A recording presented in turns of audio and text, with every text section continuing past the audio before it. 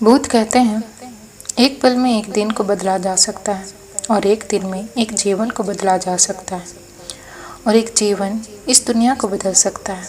अगर आपके पास खाने के लिए भोजन है, सोचने के लिए समय है कि आप कौन हैं, क्या है, ये जीवन क्यों जी रहे हैं, तो आप बहुत भाग्यशाली हैं, क्योंकि इस दुनिया में बहुत सारे लोग हैं जिनका पूरा जीवन इसी जातोजहत में निकल जाता है कि अगले दिन भोजन की व्यवस्था कहाँ से होगी। शाम को सुबह के भोजन के बारे में सोचते हैं, सुबह शाम के भोजन के बारे में सोचते हैं। इनकी ज़िंदगी इसी अंतराल में गुजर जाती है। आज हम एक प्रश्न लेते हैं कि यदि हम बुद्ध के बताए जीवन मार्ग को लेते हैं, तब हम ना तो सुख कर पाते हैं और ना ही किसी के जाने का एहसास। तब इस प्रकार के जीवन का क्या मतलब रह जाता है। और अगर हम भिक्षु बन जाएं और इस संसार की सभी चीज़ों का त्याग कर दें, तब हम क्या प्राप्त करेंगे, हमारी अगली मंजिल क्या होगी। दुनिया में बहुत से लोग अपने जीवन से बहुत प्रेम करते हैं, जबकि वह अपने जीवन को जानते तक नहीं है, फिर भी अपनी चलती हुई सांसों को संभाल कर रखना चाहते हैं। सबको यही डर है कि सांसें कहीं थम न जाए। जीवन बहुत विशाल और अनंत है, लेकिन जिस जीवन को आप जानते हैं वह बहुत छोटा सा है। बचपन से लेकर जवानी तक और जवानी से बुढ़ापे तक का सफ़र बहुत तेज़ी से निकल जाता है। इस बीच हम बहुत से एहसास करते हैं, किसी के दुख तो किसी के सुख का एहसास, किसी के खो जाने का एहसास, किसी से ईर्ष्या का एहसास। ईर्ष्या, द्वेष, लालच, वासना और ऐसी अनंत इच्छाएं ख़त्म नहीं होती। सबको हम एहसास करते हैं। एहसास एक बड़ा शब्द है। क्या वाकई आप अपने जीवन में सभी चीज़ों का, कार्य का एहसास कर पाते हैं? जो एहसास कर सकता है सुख का, दुख का, अपने जीवन में घटित हो रही घटनाओं का, वह स्वतः से ही मध्य मार्ग पर होता ही है। लेकिन विनम्रता यह है कि हम अपने जीवन में सुख, दुख और ना जाने कितने प्रकार के कार्यों से घिरे रहते हैं, फिर भी हम उसका एहसास नहीं कर पाते। सुख में सुख का एहसास नहीं कर पाते, दुख में दुख का एहसास नहीं कर पाते। अब ये बातें आपको थोड़ी अजीब सी लग सकती है। जब हमसे कोई दूर चला जाता है तो हम दुखी तो होते ही हैं, तो यह एहसास नहीं है तो और क्या है। आप सुखी हैं, आपके पास सब कुछ है, तब आप क्या कर रहे हैं, क्या पहचान रहे हैं? उस सुख को जो आपके चारों तरफ बिखरा पड़ा हुआ है, या प्लानिंग कर रहे हैं फ्यूचर की कि मुझे यह करना है, वह करना है, उसके बाद कुछ ऐसा है तो हमें वैसा चाहिए। जरा ध्यान दीजिए, अपने सुख के समय आप क्या करते हो। आप सब कुछ करते हो लेकिन सुख का एहसास नहीं करते, और जैसे ही यह आपसे छिन जाता है, सुख चला जाता है, वैसे ही आपको यह आभास होता है कि कुछ चला गया है। आपको महसूस होता है कि सुख था जो चला गया है और अब जो आया है वह दुख है। लेकिन क्या आपको दुख का एहसास होता है? नहीं। जिस प्रकार सुख का एहसास नहीं हुआ, उसी प्रकार दुख का एहसास भी नहीं होता। दुख पर केवल दुखी होते हैं, कोशिश करते हैं उस सुख को लाने की जो चला गया। एहसास आपको ज्ञान देकर जाता है, जबकि दुख आपको पीड़ा देकर जाता है।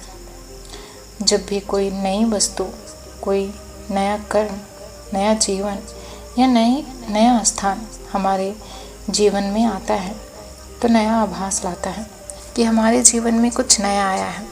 लेकिन आभास का काम क्या होता है? यह आता है और चला जाता है। एक नया शादीशुदा जोड़ा इस आभास को जानता है। पति को अपनी पत्नी का आभास है, इसलिए वह उसे भली भांति जानता है। उसके कर्म को बड़े ध्यान से देखता है। पत्नी को उसके पति का आभास है, उसे भली भांति जानती है, इसलिए उसे उसके कर्म का आभास है। लेकिन आभास तो आभास होता है जो धीरे से चला जाता है। तब पति पत्नी दोनों को एक दूसरे का आभास नहीं रहता। यह रह जाती है तो केवल एक पकड़ रह जाती है, तो केवल एक पकड़। पति पत्नी पर पकड़ रखना चाहता है कि कहीं ये छूट न जाए। पत्नी पति पर पकड़ रखना चाहती है कि कहीं ये चला न जाए। वह यह सब कहते नहीं है एक दूसरे से, लेकिन मन की गहराइयों में यही होता है, और इसका तो इन्हें आभास भी नहीं होता। दोनों सोचते हैं कि वे सही हैं। क्या आप नहीं सोचते कि आप सही हैं? बुद्ध का दिया मध्य मार्ग एक खास मार्ग है जो हमें आभास से एहसास तक जोड़ता है। एक व्यक्ति ईर्ष्या करता है और जिससे भी ईर्ष्या करता है उसका बुरा चाहने लगता है ताकि वह उस व्यक्ति से श्रेष्ठ हो जाए। तब वह व्यक्ति खुद श्रेष्ठ तो नहीं हो पाता, लेकिन दूसरे व्यक्ति को हानि जरूर पहुंचा देता है और फिर जाकर उससे कहता है कि मित्र, तुम्हारे साथ बहुत बुरा हुआ, मुझे बहुत दुख है इस बात का। लेकिन अंदर ही अंदर वह व्यक्ति बहुत खुश रहता है, जबकि इसमें उसका कोई फायदा नहीं होता, लेकिन फिर भी उसे खुशी मिलती है, जबकि वह अपने इस कृत्य से अपने आंतरिक रूप से गिर गया है। यह आम जीवन है, ऐसा सभी लोग करते हैं। ऐसा जीवन जीने से आपको यदि खुशी मिलती है, आप जी सकते हैं, आपको कोई नहीं रोकेगा। लेकिन कभी कभी बुद्ध जैसे व्यक्ति हो जाते हैं जो जागृत हैं और देख पा रहे हैं कि आप कैसे मूर्खता कर रहे हैं। तब आप एक मार्ग बनाते हैं ताकि उस पर आप चल सके, जागृत हो सके, जीवन को समझ सके। आपने एक शराबी को देखा होगा कि वह कितने आनंद से नशा करता है, खुश रहता है, लेकिन यदि कोई इसे नशा करने से मना कर दे तो वह उसका विरोध करने लगता है, उसे 1000 तरह की बातें बताता है, अपनी बातों को सही दिखाने के लिए तर्क भी देता है। वह समझता है कि नशा ही जीवन है, जो सुख यहाँ पर है वह कहीं और नहीं।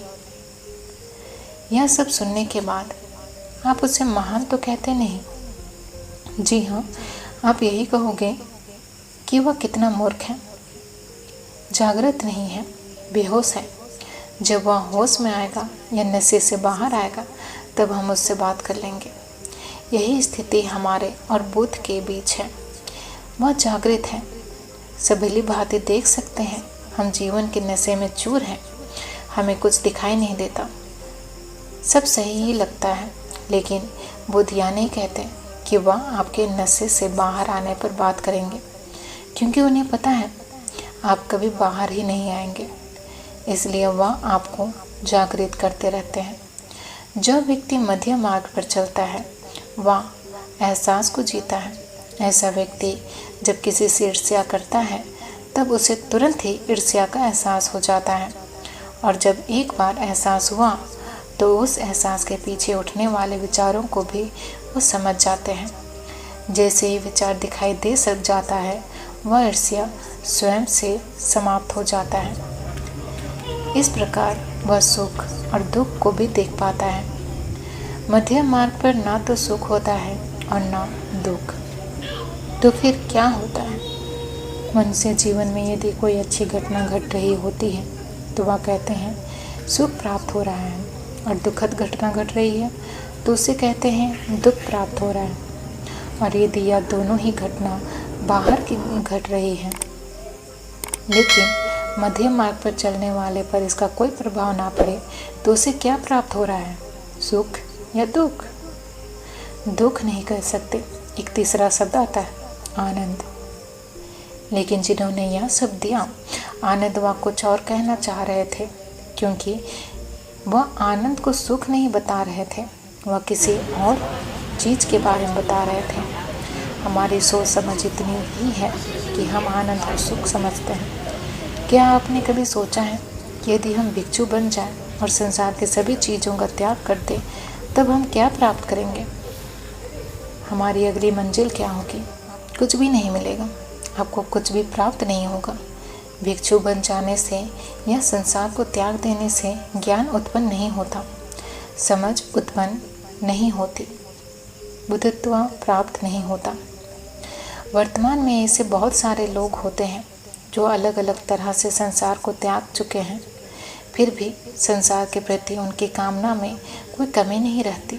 वह आज भी वैसे ही क्रोधित होते हैं जैसे कि संसार में होते थे, वह आज भी वैसे ही दुखी होते हैं जैसे संसार में थे। वह आज भी उतने ही अंधेरे में हैं जितने संसार में थे। केवल वस्त्र और जीवन का तरीके को बदल देने से हम जागृत नहीं हो जाते। ये तो अंतर की प्यास है, जहाँ हमें लगता है कि हम कुछ गलत कर रहे हैं, कुछ तो है जो हम छोड़ रहे हैं। हम पारंपरिक जीवन में विश्वास नहीं कर पाते। संदेह का बीज हमारे भीतर होता है। हम लोगों के लिए लड़ते हैं, लोगों की मदद करते हैं, मदद करने पर एक हसीन आनंद प्राप्त करते हैं। आपने देखा कुछ लोग लोगों की सेवा में लगे रहते हैं, जानवरों की सेवा में लगे रहते हैं, बिना किसी लालच के प्रकृति की सेवा में लगे रहते हैं और उसके लिए वह अपने जीवन की परवाह भी नहीं करते। अब हम सवाल खड़े करते हैं, कुछ इसका जवाब अंदर की तरफ तो कुछ बाहर की तरफ खोजते हैं और कुछ अंदर की। लेकिन आवश्यक क्या है? आवश्यक है स्वयं से अपना मार्ग खोजना, उस मार्ग पर चलना, उस मार्ग को पूरा करना। बुद्ध कहते हैं, अपना दीपक खुद भरो, उसकी रोशनी में आगे बढ़ो। जो अपना उत्तर बाहर की ओर खोज रहे हैं, वह जब ढूंढते ढूंढते थक जाएंगे, वह अपने स्वयं के अनुभव से अंतर की ओर मुड़ जाएंगे।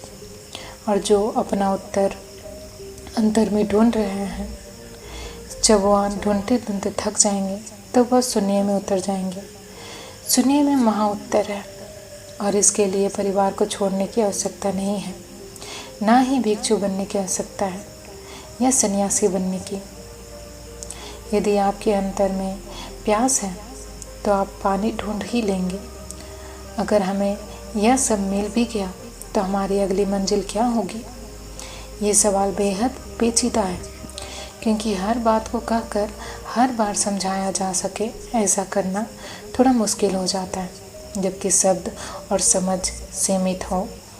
इस बात को समझाने के लिए ब्राह्मण उत्पत्ति, समय निर्माण, प्रकृति, कर्म मनुष्य और उसके कर्म का लेखा और उसका प्रभाव और उससे उत्पन्न चक्र और उस चक्र की संपत्ति और मोक्ष के बाद उस निर्माण को समझना होगा, जो अभी संभव नहीं है। जो इन सब बातों में उलझकर हम अपने ध्यान के इस छोटे से क्षण को खो सकते हैं, जो हमारे दिए को प्रकाशित कर सकता है। आपको एक काल्पनिक कहानी सुनाते हैं। 2 बिल्लियाँ थीं, गुरु बिल्ली और शिष्य बिल्ली। गुरु बिल्ली की सोचने समझने की क्षमता बहुत अलग थी। वह इंसानों को बड़े ध्यान से देखती और उसे समझने की कोशिश करती।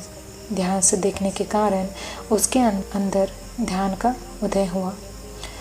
उसने कुछ ऐसे एहसास किए जो केवल मनुष्य के लिए करना ही संभव था। तब एक दिन उसे मोक्ष का ज्ञान हुआ। उसने यह बात शिष्य बिल्ली को बताई। उसने कहा, मोक्ष से क्या होगा? गुरु बिल्ली ने कहा, मैंने सुना है सब समाप्त हो जाता है, कुछ नहीं रहता, मैं भी नहीं रहूँगी। शिष्य बिल्ली ने कहा, ऐसे मोक्ष का क्या फ़ायदा जहाँ हम रहे ही ना। मुझे तो ऐसे ही आनंद आता है, मुझे मैं चूहे मार कर खाऊं। इस जीवन में कितना आनंद आता है।